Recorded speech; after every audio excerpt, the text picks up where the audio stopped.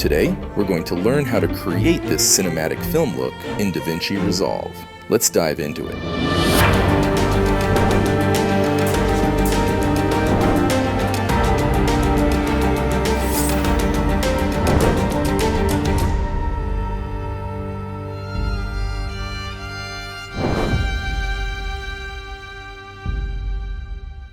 This footage was shot with a Red Epic camera, so let's first set our correct color space with a CST node to accurately interpret the camera data. Since it's red camera footage, we'll select red white gamut RGB as our input color space and red log 3G10 as our input gamma. For our output color space, we will use DaVinci white gamut color space, and the output gamma will be DaVinci intermediate.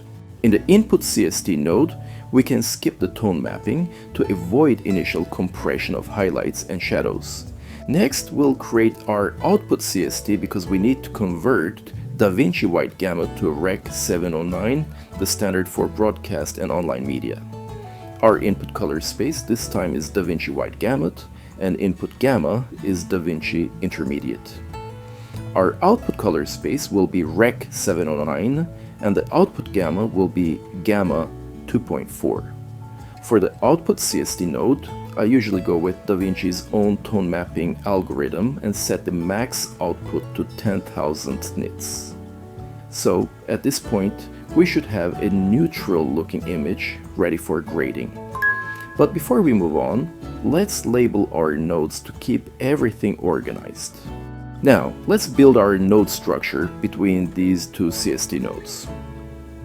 First, we'll create a base node for exposure adjustments. This is crucial because getting the exposure right at the start ensures that all later adjustments are based on a solid foundation.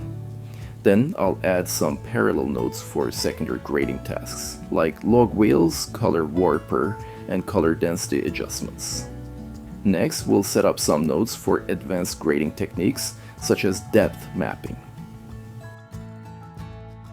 Finally, we'll add 3 more nodes for LUTs and my go-to plugin, Dehancer Pro. In my grading workflow, I always start with the look because the LUTs and plugins I use will influence the exposure and color balance.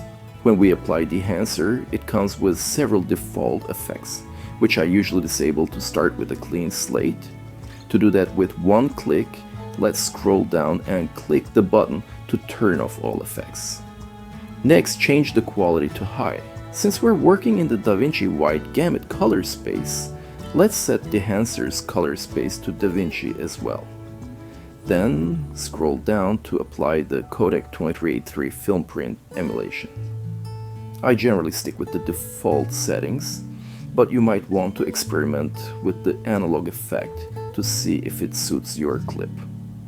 As you can see, Dehancer's default output levels are quite high, so I usually adjust the global output level until it matches my desired look, somewhere around here.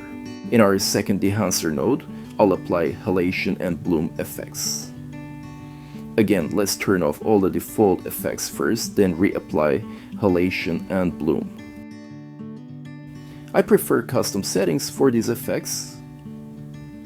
Again, the default output levels are often too high, so let's lower them to achieve a subtle yet impactful look. For the look, we'll use the Crucis LUT by Colin Kelly. I really like the split toning effect of this LUT, but the strength is usually a bit intense for my taste. We can easily adjust this by tweaking the key output levels, so let's bring it down to a more balanced level. With our look established, we can now adjust for correct exposure. In doing so, we need focus on the main subject of the shot. In this case, our talent is the focal point, so her exposure needs to be spot on. We can use the waveform to ensure skin tones fall within the appropriate range, typically between 384 and 640. Let's check it and adjust the exposure.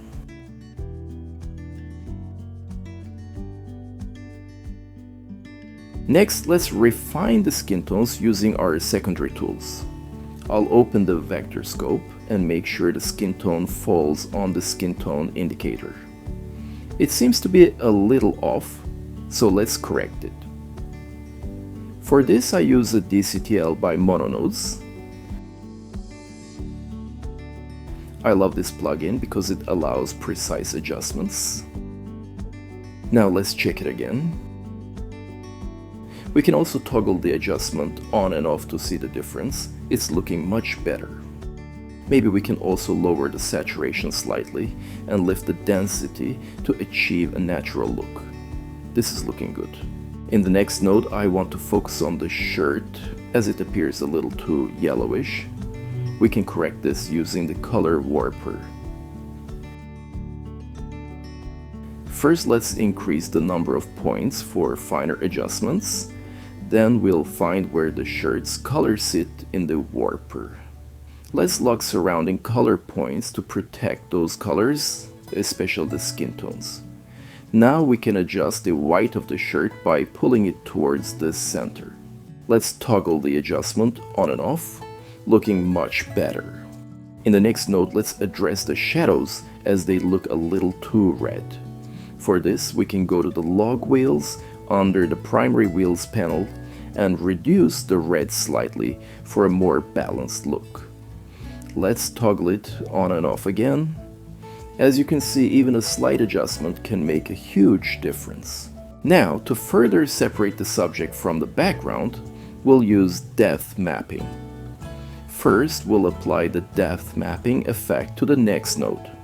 Make sure to select Better for the quality setting. This will give you a more accurate depth map. You can also play with the fine-tuning sliders below, but for the purpose of this video we'll just use the default mapping. Here, the brighter parts of the map indicate areas that will be more affected by the adjustments we will make.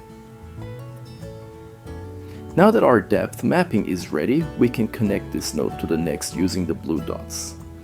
This will allow us to key in the depth map for our adjustments. So in this new node, we'll adjust the foreground. Let's lift the exposure on the lighter parts of her skin. Now, let's delete the next node and we'll add an outside node to adjust the background. This means any area not affected by the previous node will be adjusted here. Let's go to the HDR wheels and lower the dark parts of the background slightly to enhance the separation between our subject and the background. Well, there you have it, a stunning cinematic color grade. I hope you found this tutorial helpful. If you did, please give it a thumbs up and subscribe to my channel for more videos on cinematic color grading. Also, if you have any questions or topics you'd like me to cover, leave a comment below. I'll see you in the next video.